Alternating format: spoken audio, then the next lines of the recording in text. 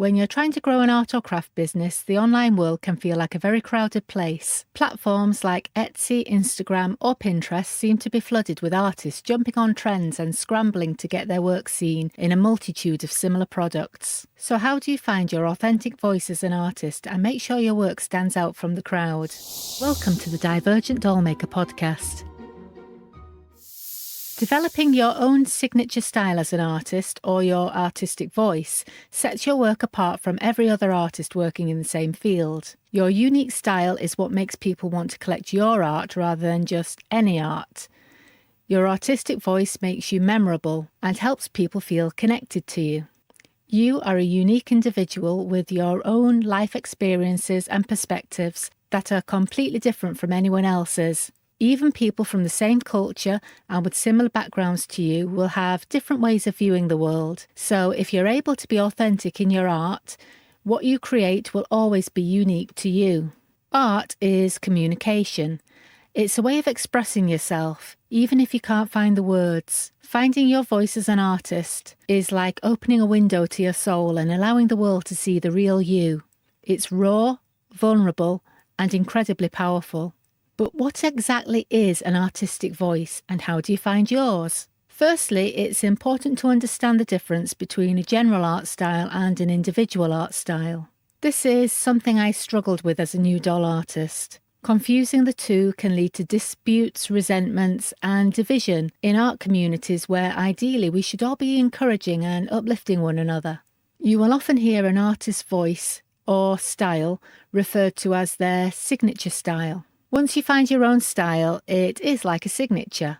When you sign your name, others may form the same characters using the same pen, but the way they write will never be exactly the same as the way you write. Your signature, even if it varies over time, is instantly recognisable as yours. This is what you should be aiming for in your artwork. Of course, in every category of art, there are a number of general styles that artists tend to fall into, so there are bound to be some similarities in their work. General art styles or movements are influenced by a number of things, including cultural background, available materials and technology, the current time period, or even nostalgia for another time period.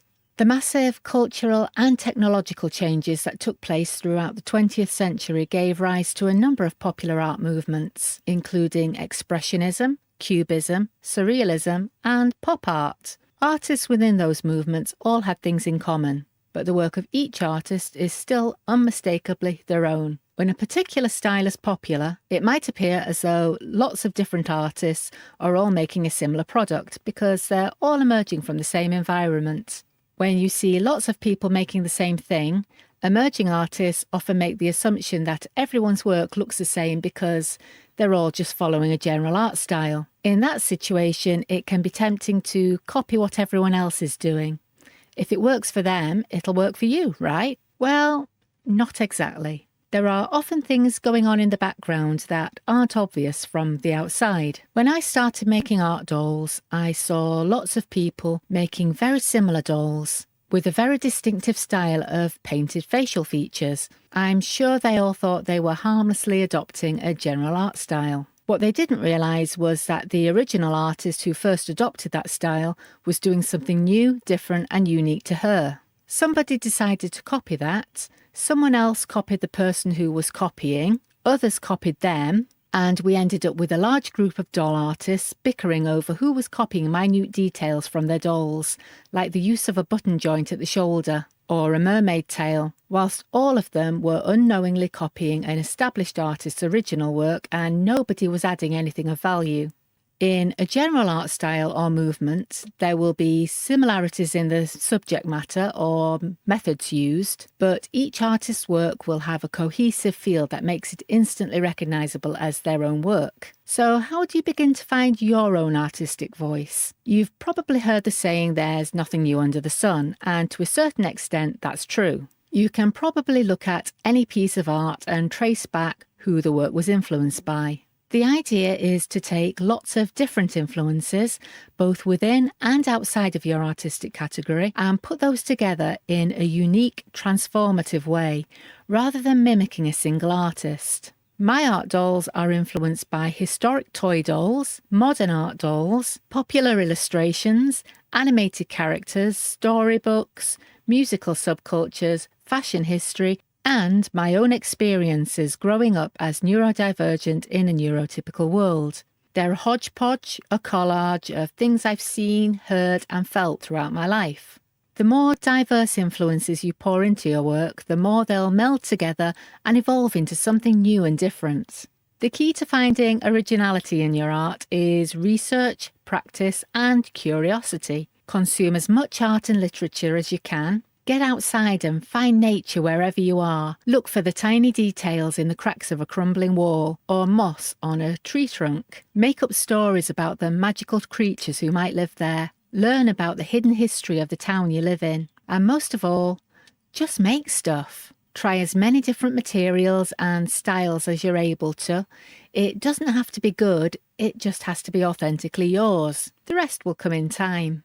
Now, when you're consuming art in all its forms and looking for inspiration, you're bound to stumble upon artists who really strike a chord with you. You'll find a piece that speaks right into the depths of your soul and stays with you. You might get excited about it and feel inspired and motivated to create something similar. So, where do you draw the line between inspiration and imitation? When does influence become theft? Being inspired by subject matter, use of materials, or a colour scheme is absolutely fine.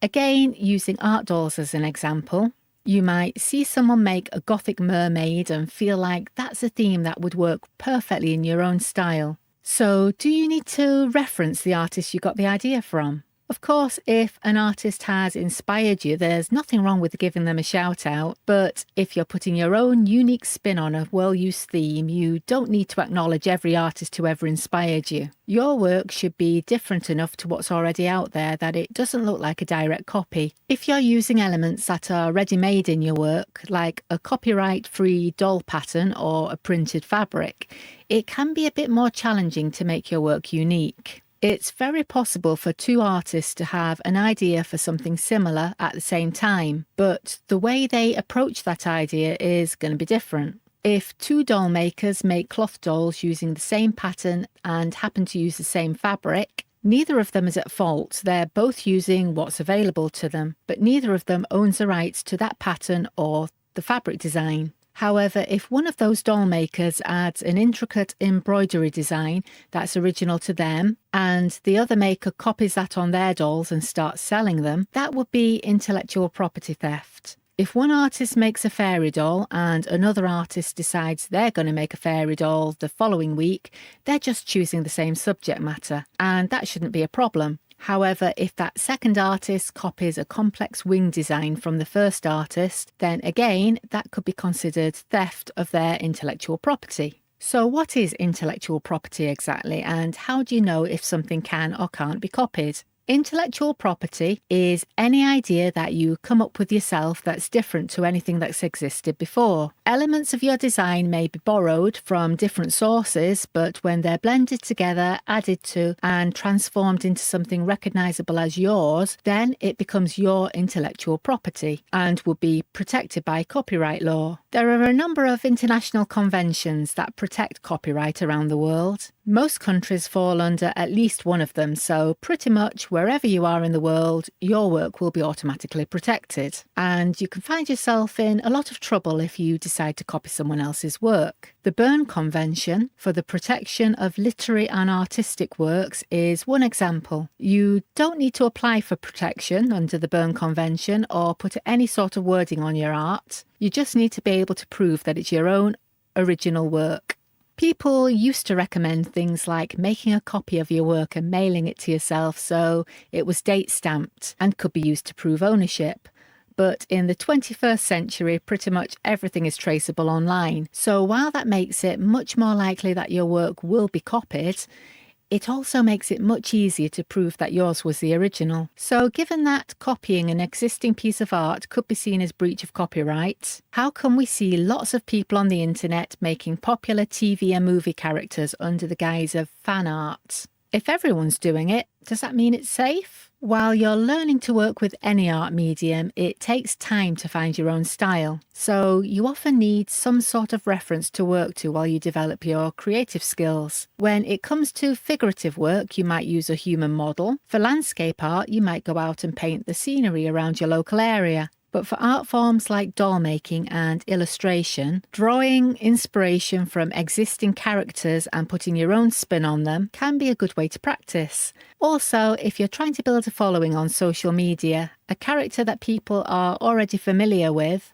can be a powerful tool for reaching wider audiences. So this is where fan art comes in. Using popular characters in your art can also get you into trouble. So when is it safe to copy something from popular culture? First of all, never assume that your work won't be seen by the copyright holder. Just because your friend made some dolls based on a Disney character and sold them on Etsy and got away with it, it doesn't mean you'll get away with it too. Corporations like Disney can and do find product listings that breach their copyright, and they do sometimes take action. For example, I've seen artists selling crochet patterns from Disney characters lose their entire business because they got a cease and desist letter from Disney's copyright lawyers. Basically, I'm not a copyright lawyer, but to my understanding, if you're a huge fan of a popular character and want to make an art doll inspired by that character, you can do that.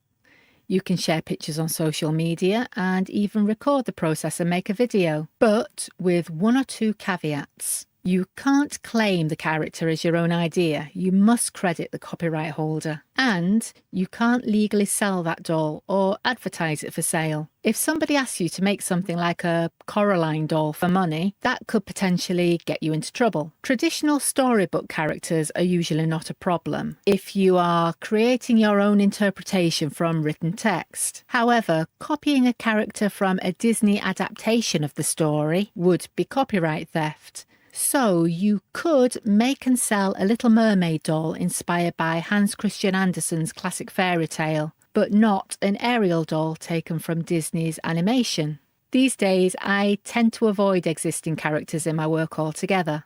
When I started out in doll making, I made a couple of storybook characters. I think I made a gothic Goldilocks doll and my own interpretation of Arrietty from the Borrowers books, written by Mary Norton in the 1950s. I was then inundated with requests for TV and movie characters like Wednesday Addams and Coraline. When I refused, some people got quite angry because they didn't understand the difference between traditional characters and copyrighted characters. So, by all means, be inspired by your favourite TV or movie character. Use them to build your skills, but don't build up a business around making copies of Disney characters, unless you want to get sued.